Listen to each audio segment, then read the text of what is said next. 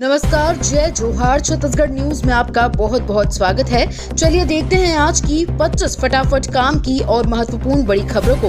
पर इससे पहले आप वीडियो को कहां से देख रही हैं, कमेंट में बताना बिल्कुल ना भूलें।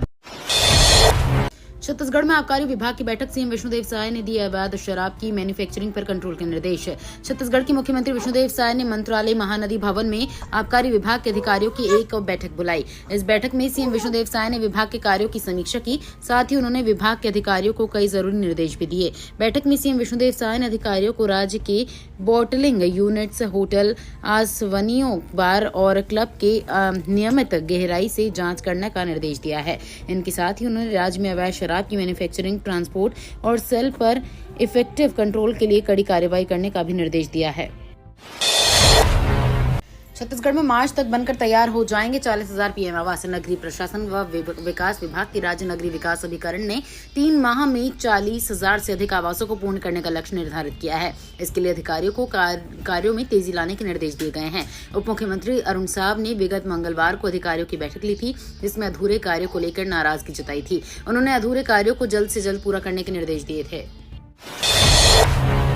छत्तीसगढ़ में हो सकता है कैबिनेट विस्तार, बनाए जाएंगे 2 मंत्री। छत्तीसगढ़ में कैबिनेट का विकास हो सकता है। 2 विधायकों को मंत्रिमंडल में शामिल किया जा सकता है। सूत्रों की माने तो बीजेपी प्रदेश अध्यक्ष किरण सिंह देव अपने पद से इस्तीफा दे देंगे और मंत्री पद की शपथ लेंगे। मंत्रिमंडल में शामिल होने की रेस में पूर्व कैबिनेट मंत्री गजेंद्र यादव, अमर अग्रवाल और अजय चंद्राकर का भी नाम शामिल है। इनके अलावा कुछ मंत्रियों के पोर्टफोलियो बदलने की चर्चा भी है।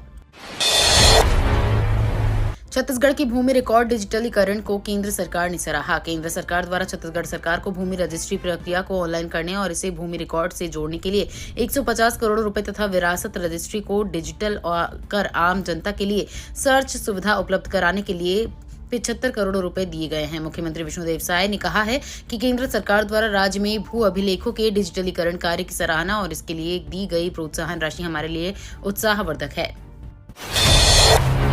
छत्तीसगढ़ मुंगेली में डिप्टी सीएम साहब ने दी विकास कार्यों की सौगात। 36 करोड़ के निर्माण का भूमि पूजन। मुंगेली के आगर खेल परिसर में आयोजित कार्यक्रम में 5 करोड़ 43 लाख रुपए से अधिक के कार्यों का लोकार्पण किया। इन निर्माण कार्यों में 17,56,000 रुपए की लागत से गुरु घासीदास, महाराणा प्रताप एवं महावीर चौक का सौंदर्यीकरण, 1 करोड़ 79,34,000 रुपए की लागत से वार्ड क्रमांक 1 से वार्ड क्रमांक 22 में 37 स्थानों पर सीसी रोड एवं नाली निर्माण कार्य, 25,06,000 रुपए की लागत से पौनी पसारी परिसर का निर्माण कार्य, 1 करोड़ 44,46,000 रुपए की लागत से 8 स्थानों पर ट्यूबवेल पोल स्थापना कार्य और 15वें वित्त आयोग के अंतर्गत 1 करोड़ 76,79,000 रुपए की लागत से विभिन्न वाहनों के क्रय शामिल हैं।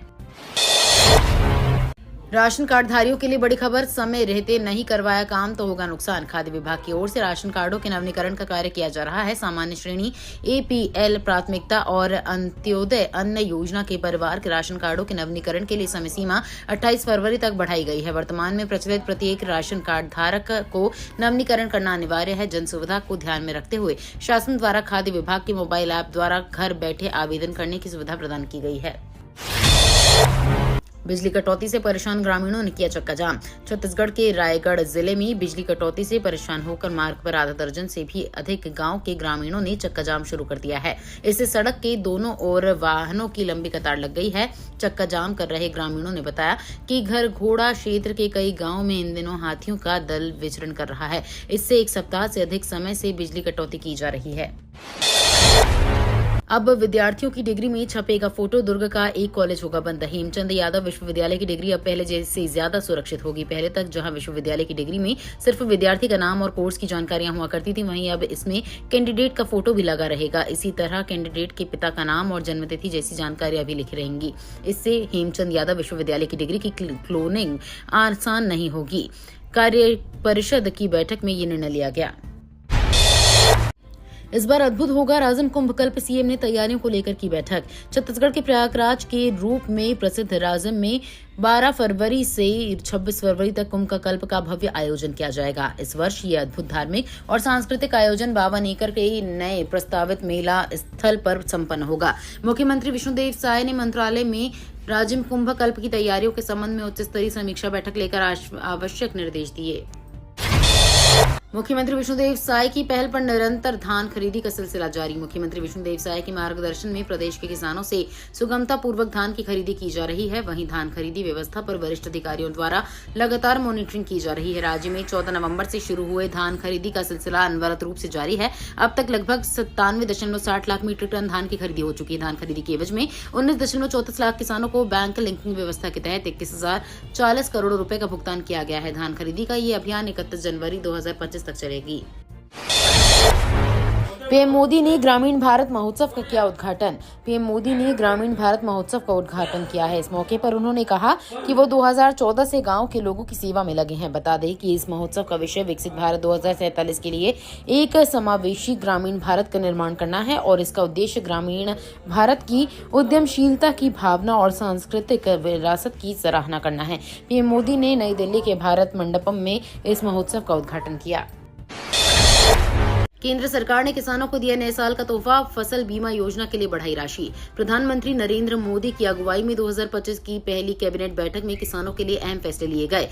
पीएम के फसल बीमा योजना का आवंटन बढ़ाकर 69,515 करोड़ रुपए कर दिया गया है। साथ ही इनोवेशन और तकनीक के लिए 800 करोड़ रुपए का फंड अलग से गठित किया गया है। डीएपी फर्टिलाइजर बनाने वाली कंपनी के लिए सरकार ने स्पेशल पैकेज को मंजूरी दी है। इससे किसानों को डीएपी की बढ़ी हुई कीमतों का बोझ नहीं उठाना पड़ेगा। खाद पर अतिरिक्त सब्सिडी के साथ साथ डीएपी कंपनियों को आर्थिक सहायता भी दी जाएगी।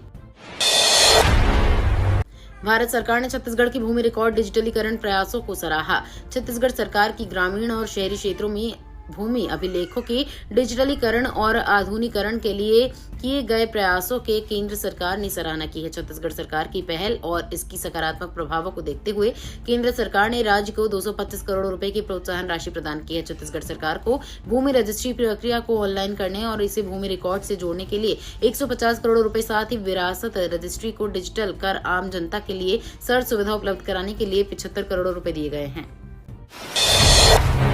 छत्तीसगढ़ में फिल्म उद्योग के विकास की संभावनाओं पर हुई चर्चा। मुख्यमंत्री विष्णुदेव साय मुख्यमंत्री निवास कार्यालय में सुप्रसिद्ध फिल्म निर्माता, निर्देशक, कलाकार एवं पटकथा लेखक प्रकाश झा ने सौजन्य मुलाकात की। इस दौरान मुख्यमंत्री साय ने प्रकाश झा के छत्तीसगढ़ आगमन पर उन्हें शॉल और स्मृति चिन्ह से भेंट कर स्वागत और अभिनंदन किया। इस अवसर पर मुख्यमंत्री विष्णुदेव साय ने छत्तीसगढ़ में हिंदी फिल्मों के निर्माण और फिल्म उद्योग के विकास की संभावनाओं के संबंध में चर्चा की। प्रकाश झा ने कहा कि छत्तीसगढ़ पसंदीदा फिल्म डेस्टिनेशन के रूप में विकसित किया जा सकता है।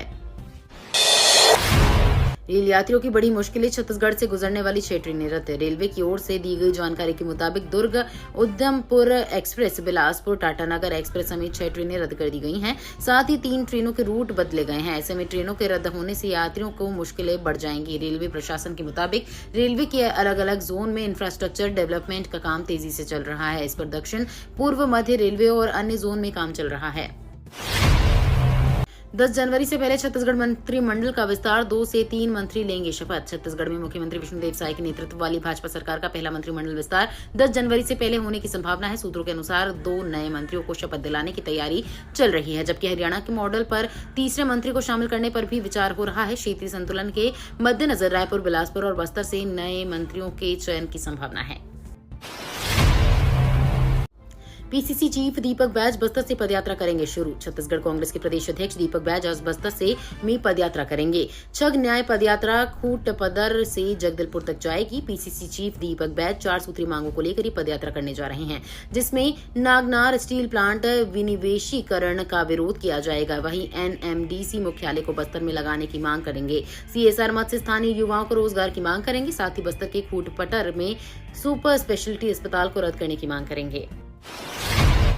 अवैध मदिरा के विनिर्माण, परिवहन एवं विक्रय पर प्रभावी नियंत्रण के लिए कड़ी कार्रवाई। मुख्यमंत्री विष्णुदेव साय ने प्रदेश में अवैध मदिरा के विनिर्माण, धारण, परिवहन एवं विक्रय पर प्रभावी नियंत्रण के लिए पुलिस विभाग के समन्वय से कड़ी कार्यवाही करने के निर्देश आबकारी विभाग के अधिकारियों को दिए हैं। उन्होंने कहा कि राज्य के सीमावर्ती जिलों में स्थापित आबकारी चेक पोस्ट को क्रियाशील रखें। राज्य में स्थित आवासनियों, बॉटलिंग इकाइयों, होटल, बार, क्लब की नियमित सघन जांच सुनिश्चित की जाए। मुख्यमंत्री साय ने मंत्रालय महानदी भवन में आबकारी विभाग के कार्यों की समीक्षा बैठक के दौरान ये निर्देश दिए हैं।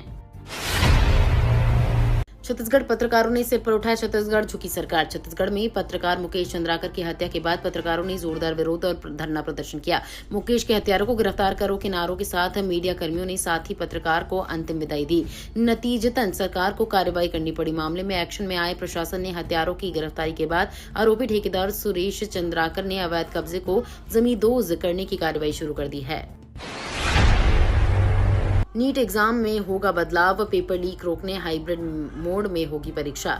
इस साल नीट यूजी हाइब्रिड मोड पर आयोजित की जाएगी। इससे पेपर लीक होने की संभावनाओं को कम किया जा सकेगा। पिछले साल नीट को लेकर मचे बवाल के बाद नेशनल टेस्टिंग एजेंसी ने नीट 2025 को हाइब्रिड मोड में कराने का निर्णय लिया है। कोर्ट की दखल के बाद आए इस फैसले के बाद छात्रों ने भी राहत की सांस ली है। इसका सबसे बड़ा फायदा ये होगा कि पेपर लीक नहीं होगा। हाइब्रिड मोड होने के कारण पेपर ट्रेवल नहीं करता और लीक पर लगाम लगाई जा सकती है।